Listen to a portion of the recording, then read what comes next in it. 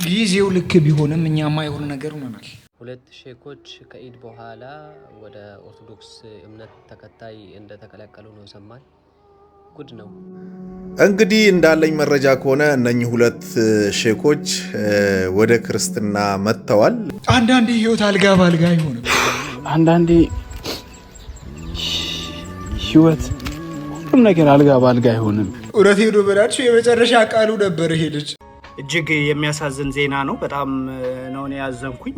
ረበና ላ ቱዚግ ቁሉበና በዕደ ኢዝ ሀደይተና የሚል ቁርአን ለምን እንዳስፈለገን አሁን ገና እየገባኝ ነው። የኻሊድ ክብሮም ጥሜት የጥንቃቄ መልእክት አለ። ሀገራችን ኢትዮጵያ ውስጥም ጎራንያ የሚባል ትምህርት በስፋት እየተስፋፋ። እስቲ ዶክተር አብይ በዚህ ጉዳይ ምን ትላላችሁ?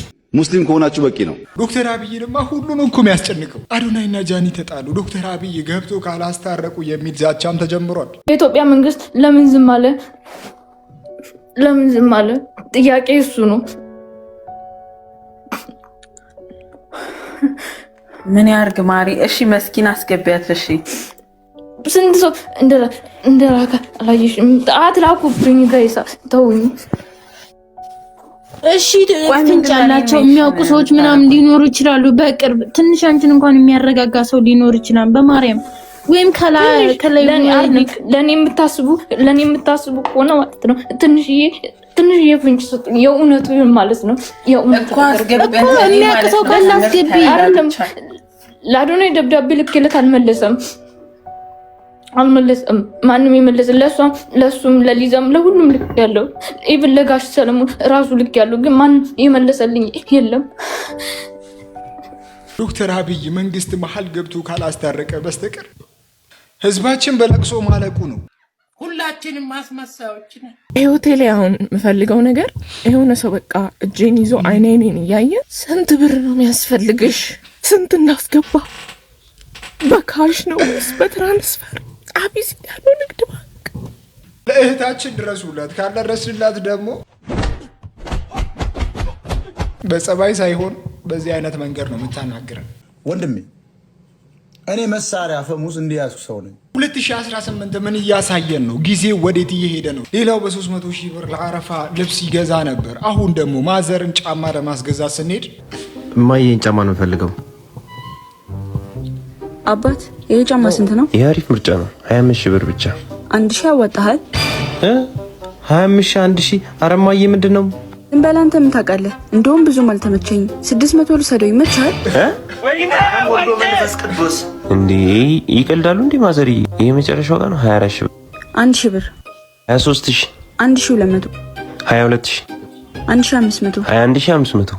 አይ ማየ ቅድም እኮ በጣም እኮ አስደነገጥሽኝ እኮ። ስንት ብር ገዛሽው? ስንት ብር ገዛሽው? ጭቅጭቀኝ እስቲ 100 ብር ነው የገዛሁት። እንዲቻላል እንዴ?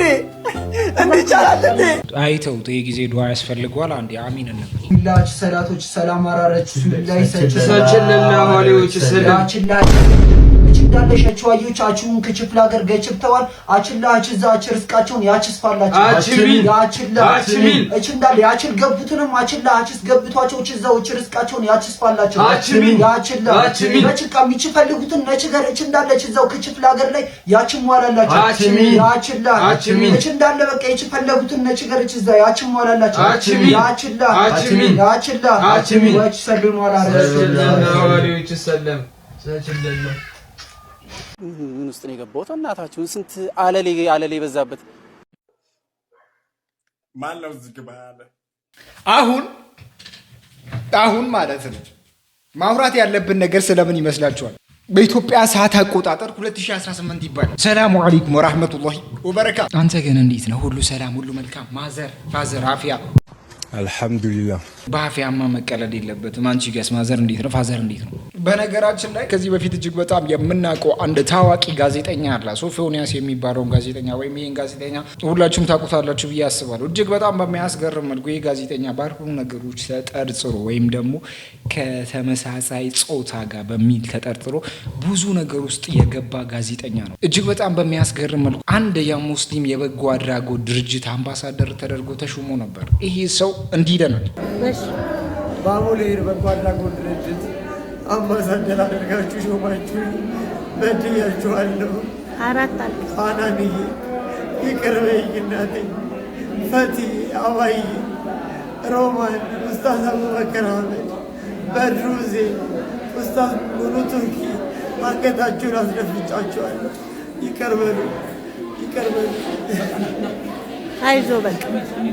እጅግ በጣም በሚያስገርም መልኩ ይህ ሰው በሙስሊም ድርጅት ውስጥ የሚሰራ አምባሳደር ሆኖ ተሹሞ ነበር። አሁን ሰዓት ግን ጤንነቱ እጅግ በጣም አሳሳቢ ሁኔታ ላይ እንደሚገኝ እየተነገረ ነው የሚገኘው። ሌላኛው ደግሞ አሳሳቢ ጤንነት ላይ ያሉ ሰዎች እነማን እንደሆኑ ታውቃላችሁ?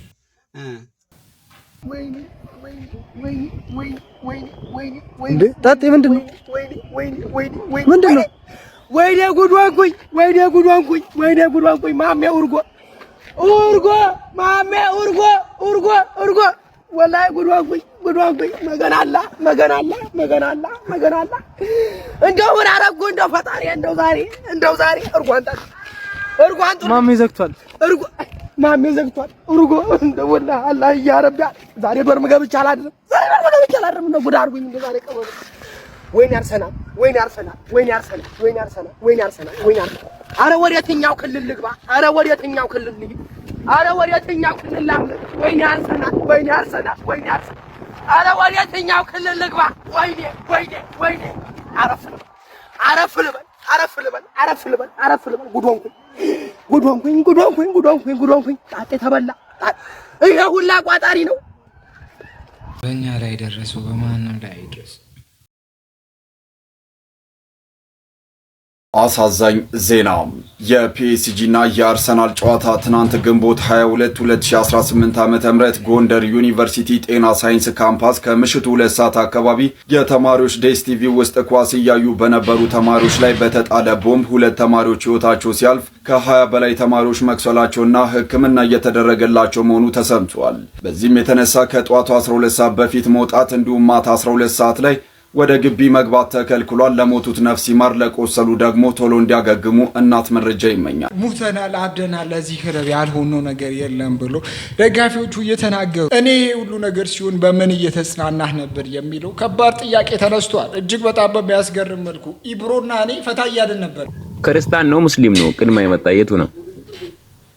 ክርስትና የሚባል ሃይማኖት የለም። እስልምና ነው የሰው ልጆች ሁሉ ሃይማኖት እስልምና ነው። ሰዎች ሲፈጠሩ የተፈጠሩበት ሃይማኖት እስልምና ነው። አላህ የሰው ልጆችን ሁሉ የፈጠረው በእስልምና ላይ ስለሆነ ኦኬ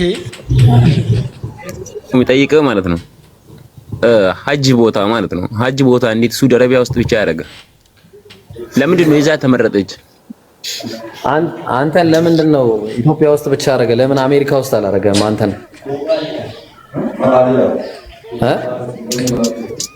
ጥያቄ እኮ በጥያቄ አይመለስም።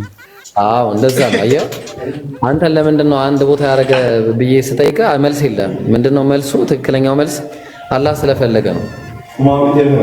አለቀ። አሁን ያዙ። እሺ እና ሰላትስ ለምን ሁሉም ሰው ዞሮ በሁሉም ዳይሬክሽን ማለት ነው ለምን ወደ መካ ዞሮ ነው የሚሰግደው ሁሉም ሰው? ለምንድን ነው አንተ ግንባርን ለምንድን ነው በዚህ በኩል ያላደረገው? አይነን ምናምን ስለፈለገ ነው አላ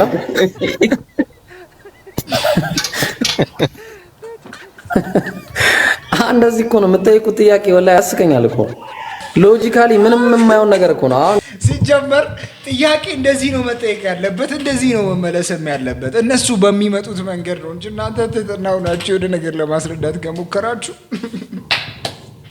ግንባርን በዚህ ጋር አይነን በዚህ ጋር አፍንጫን በዚህ ለምንድን ነው ያላረገው ብዬ ብለህ አላህ ስለፈለገ ነው። በቃ ይሄም አላህ ስለፈለገ ነው። አቅጣጫ ነው ያ። ይሄም አይን አቅጣጫ ነው። በዚህ ጋር ብቻ ለምን እንድታይ ያደረገ? ለምን በዚህ ጋር እንድታይ አላረገም? በጆሮ ይሄን ለምን አይን አላረገው? ገብቷል?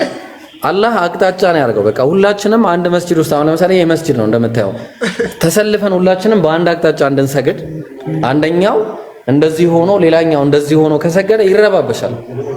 ተግባባን? ስለዚህ አላህ ነገሮችን ሲያደርግ ምንድነው ሂክማ አለው፣ ጥበብ አለው እና ፍላጎትም አለው። እሱ ሲፈልግ እንደፈለገ ያደርጋል። ግን ምንም የሆነ ቴዎሎጂካሊ የሆነ ችግር የሚፈጥር ነገር ቢሆን እኮ አውጥሩ ነበረ። ምንም የሚፈጥረው ነገር የለም። ግን እሺ ቀጥል። ሌላ ጥያቄ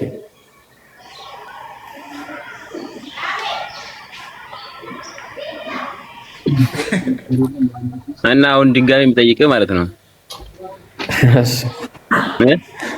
እዚህ ዓለም ላይ ሰው እኩል ተፈጥሮ ማለት ነው ለምን አንዱ ሀብታም ይሆናል አንዱ ለምን ደግሞ ድሃ ይሆናል? ስላልሰራ ስራና ታየዋለህ ስራ አይ አንዳንዱ ሳይሰራ ራሱ ሰክሲስ መሆን አለ አይደል? ሌባም አለ አንዳንዱ ደግሞ ቤተሰቡ ጎበዝ ሆኖ ለቤተሰቡ ለልጆቹ ያተርፋል። ስራ እሺ በደንብ ስራ ታተርፋለህ ኢንሻአላህ። ከዛ ደግሞ ታየዋለህ። ያረ ምን ሆነ ነው ያረ ደህና ነገር ጠይቁላላ ብላችሁ እሺ። አንተ ለምንድን ነው ቀይና ጥቁር ነው? እኔ ያው አንተ ይመስላለሁ እንደዚህ። ስለዚህ በቃ እኔ ለምንድን ነው ፈረንጅ ያሉንከው? ለምን ፈረንጅ ያሉንከው? እሱ ያገባኝ አይደል? አንዱን ነጭ አርግተው አንዱን ጥቁር አርግተው አንዱን አፍንጫ ሰጥተው አንዱን ደግሞ ከአፍንጫ ውጪ ፈጠረ። ምንድነው ይሄን ራስ እኮ ጥያቄ ሆነብኝ።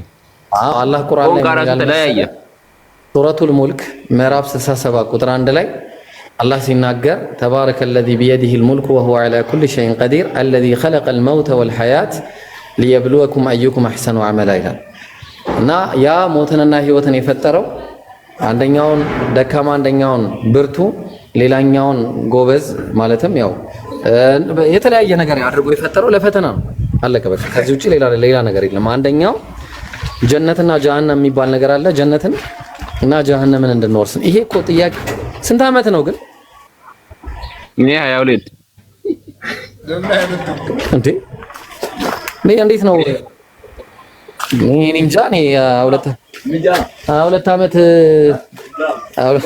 ኖራል ግን 22 ወይስ እንደ ዛሬ ነው የተወለድኩት? አይ ኖራለሁ ኢብራሂም እድሜው ወላሂ ስማ እድሜው ቢያንስ እስከ 27 ሄዷል። እስከ 26 27 ግን የለው ሁሌም የሚጠይቀን እንደዚህ አይነት ጥያቄ ነው። በቃ ለማወቅ አይፈልግም። እኛ ስንመልስለት እኛ ደግሞ አንችልም። የመመለስ እንትን የለንም። የመመለስ ችሎታ ስላሌለን ዛሬ ተከራክረን ረመዳን ውስጥ በጣም በቃ ተከራክረን ነው ያመጣሁት። አሁን ዛሬ ባመጣው ጥያቄው ራሱ ጥያቄ እኮ ቢጠይቅ ማለት ነው ጥሩ ነበረ። ምንም የሚጠይቀው ጥያቄ የለም። ልጁ እንትን ነው ገና ዛሬ ነው የተወለደው ብራዘር። እኔ 27 ዓመትማ አልኖርም ይልጅ። እሺ አሁን ጥያቄ ካለ ቀጥል ማኒ። ከአርሰናል ጨዋታ በኋላ ይሄንን ባላይ ኖሮ ነው ዛሬ አታገኙኝም ነበር። እውነት ከነዛ ይሁን እንጂ ያሲኑ ከዚህ በፊት እጅግ በጣም የሚገርም ቪዲዮ ለቆ ነበር። አሁን ደግሞ እጅግ በጣም ብዙዎችን ያስለቀሰ ቪዲዮ ተብሎ ተለቋል። ምን አይነት ቪዲዮ ነው? አዳኒ እንዴት ነሽ? ሰላም ነው? እንዴት ነህ? አለን እቴቴ የለችም እንዴ? የለችም። ለምን ፈለካት? ሁለተኛ እንዳታንኳኳ ብያለሁ ነበር። ፖሊስ ጣቢያ መጥሪያ ሰጥተውኛልና ከሰው ጋር ትንሽ ተጋጭቼ እና ከታሰርኩኝ ዋስ እንድትሆኑልኝ እኛ ምን አገባን ታዲያ? በፈልገ በገባው ጣጣ ውስጥ እኛ ምን አገባን? ራስህ ትወጡ። ጓደኛ ነው ብዬ እኔ ባቀረብኩ መናናቅ አለብን እንዴ? ወንድምሽ አንዱ እንዴ? ቴቴም እናቴ ነኝ። በእናትህ ተው፣ በእናትህ ሁለተኛ ይሄን ቤት እንዳታንኩ።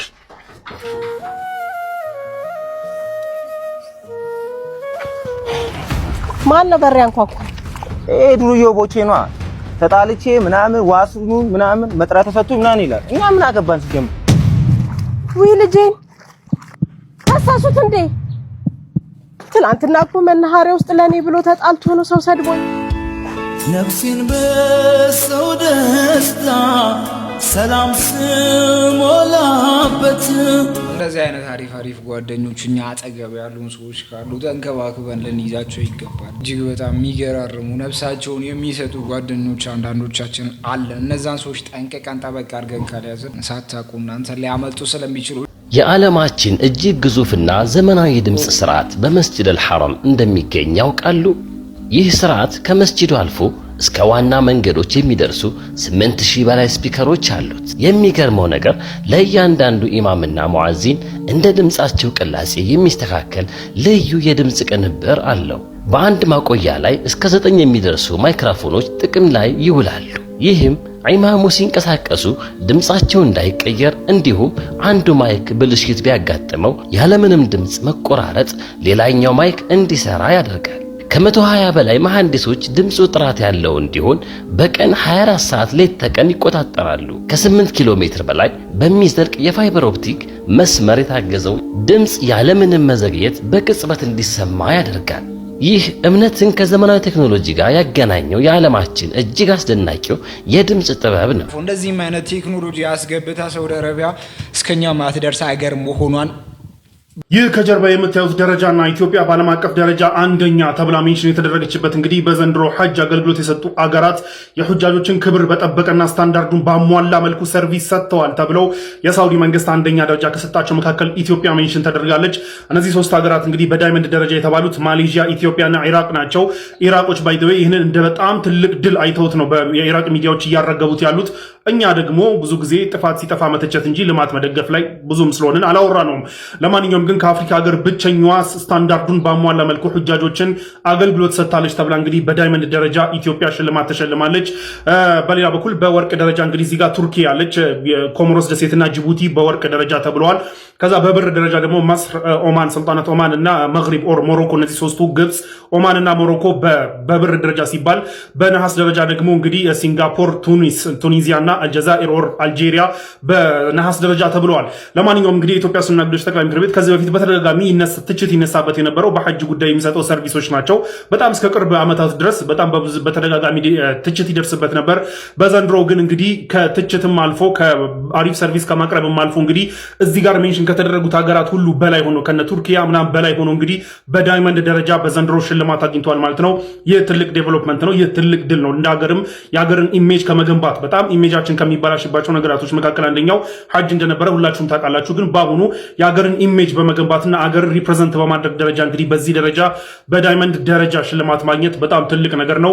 ይህ ስራ ደግሞ ቀጥሎ በተደጋጋሚ ከዚህ ደረጃ እንዳንወጣ ወደ ወርቅ እንኳን እንዳንወርድ የተለያዩ ስራዎችን ዴቨሎፕ በማድረግ በዚሁ እንድንቀጥል እና በዚሁ እንደሚቀጥሉ ተስፋ እናደርጋለን።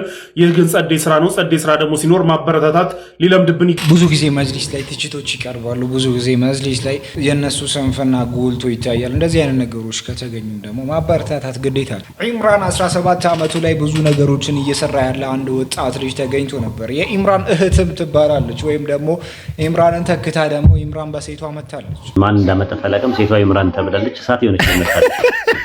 እንደ ኢምራን ነው የምታወራው ወላሂ። አረ ሼር አድርግልኝ ባለ እሳት የሆነች ልጅ መታለች። ማናት እቺ ልጅ ተብሎ ደግሞ ብዙ ጥያቄዎች እየተነሱ ነበር። ፊቷ እንደሱ አይታይም። እጅግ በጣም በሚያስገርም መልኩ ደግሞ ለማሳመን ስትሞክር እጅግ በጣም ጎበዝ ነበረች። ቁርአናዎችን ጠቀሰ አንድ ማስረጃ መጣ። ሌላ ስድቦችን ሲጠቅስ ከራሱ ከኪሱ ነበር ሲያመጣ የነበረው። አንድ ማስረጃ አለመጣ። እኔ ልመልከትላችሁ። ቅድም ስለ ሲኦል አወራ። የአላህ ሱብሓነሁ ወተዓላ ሲኦል ያለ፣ ስለዚህ ሲኦል ያለ አምላክ ነው የምታመልከው። ይኸው መዝሙረ ዳዊት ምዕራፍ 139 ላይ ምን ይላል? ወደ ሰማይ በወጣ አንተ በዚያ ነህ፣ ወደ ሲኦል በወርድም በዚያም አለ። ማን ነው ሲኦል ያለው? ያንተ አምላክ እግዚአብሔር ነው ያለው፣ እኔ አይደለሁም ያለሁት። እሺ እግዚአብሔር ስለ እንትን ሰማይ ላይ ያለው እግሬ ምናምን ስለ እግር እያወራህ ነበር። ይኸው ኢሳይያስ 66 ከ1 ጀምሮ ምላል እግዚአብሔር እንዲህ ይላል፣ ሰማይ ዙፋኔ ነው፣ ምድርም የእግሬ መረገጫ ናት።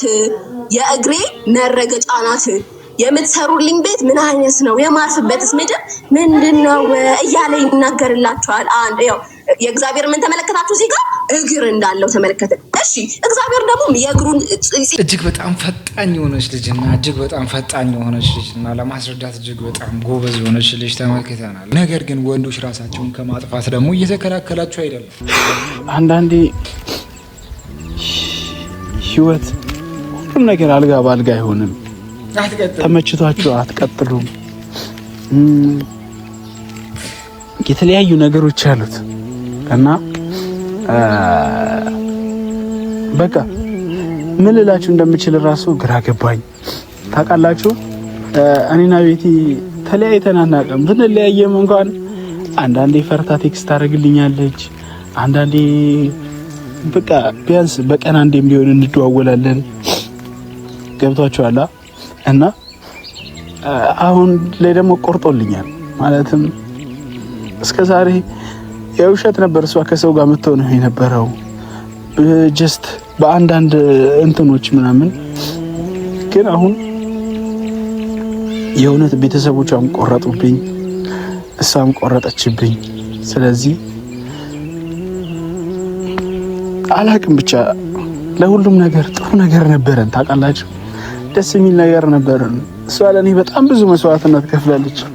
በጣም የሚደረገውን ነገር አርግታልኛለች። አንዳንድ ህይወት አልጋ ባልጋ አትሆን። ሶፋ ላይ መተኛት ልመዱ። ሶፋ ቤታችሁ ውስጥ ሊኖር ይገባል። ከባድ ናት ህይወት ከባድ ናት። እኔ ለምን እንደሆነ አላውቅም። ባንቺ ምክንያት ሰዎች ራሳቸው ሲያጠፉ በተለይ ደግሞ ለወንድ ልጅ አይታዘንም። አይገባኝም። እጅግ በጣም በሚያስገርም መልኩ ደግሞ ሞቷል የሚሉ መረጃዎችንም እያወጡ ነው። እጅግ የሚያሳዝን ዜና ነው። በጣም ነው ያዘንኩኝ። እህታችን የምታምር ውብ የሆነች ኢትዮጵያዊ ለሞተው ሙስሊም ከሆነ አላህ ሱብሓነሁ ወተዓላ ይቅር ይበለው ብለናል። ነገር ግን ይሄ ነገር ፕራንክ ይመስለኛል። አይ ቲንክ እጅግ በጣም በሚያስገርም መልኩ ደግሞ ኢትዮጵያ ውስጥ አንድ ዘመቻ ጀምሯል። ያም ዘመቻ ምንድነው? 2 ኡስታዞች ወደ ክርስትና መጥተዋል የሚሉ መረጃዎች እየወጡ ነው። ይሄ ነገር እንዴት ነው? አሰላሙ አለይኩም ጀሚዓን። ስለ እነዚህ 2 ሼኾች በእችን 1-2 ቀን ከዒድ በኋላ ማለት ነው በውሸት ወደ ክርስትና መጡ ተብሎ ሚዲያ ላይ ሲሰራ ነበር ከኦርቶዶክስ ወገኖቻችን አላህ ሂዳያ ይስጣቸውና ማለት ነው። ነገር ግን መረጃውን ዲቴል አጣርቼ በደረሰኝ መረጃ መሰረት እነዚህ ሼኾች የዶክተር አብይን የፓርቲ ምርጫ ስለመረጡ ስንዴ ምረጡ ብለው ስላወጁ ወይ ደግሞ ስለተናገሩ ከዛ ጋር አያይዘው ክርስቲያን ሆኑ የሚል የውሸት ወሬ ምንም ማስረጃ የሌለ ወሬ ይዞ ማለት ነው እንደ ቁም ነገር ሲያወሩ በጣም ገረመኝ። አጅብ ሲጀመር ውሸት መሆኑ ግልጽ ነው። አንደኛ ሙስሊም አይደለም ሼኽ ይቅርና አንድ እስልምና ያወቀ ሰው ወላሂ ለአዚም ካላበደ በስተቀር ወደ ከእስልምና ሊወጣ ወደ የትኛው እምነት ሊሄድ አይችልም። ካላበደ አእምሮ ካልተነካ እስልምናን የሚያውቅ ሰው ኦኬ በእንደዚህ አይነት ነገር ካልሆነ በስተቀር ጭራሽ ከእስልምና ሊወጣ አይችልም። አይደለም እንደዚህ ሼኽ ይቅርና ማለት ነው። طيب እና ዝም ብላችሁ እንቶ ፎንቶ የሆነ ወሬ አታውሩ። ይሄ አያዛልቅም። ድራማ በመስራት የትም አያስኬድም። ኦኬ እናንተ ወደ እስልምና ኑ፣ የሚያዋጣችሁን ማለት ነው። የሚያዋጣችሁ ኑ እናንተ ወደ ነብያቶች መንገድ ነው የምንላችሁ። ባረከላህ። በነገራችን ላይ አንድ ሰው ከእስልምና ከወጣ ኤቲስት የሚባለውን ነው የሚሆነው። ከእስልምና ከወጣ አሽሃዱ አላህ የሚለው ላይ ያምናል። ከዛ በኋላ ያለው ላይ በማንም አካል ሊያምን አይችልም። ምክንያቱም ብዙዎችን ተመልክተናል። እጅግ በጣም በሚያስገርም መልኩ እነዚህ ኡስታዞችን ክርስትናን ተቀብሏል ብሎ ብዙ ወሬዎችን እያናፈሱ ስላለ ነው።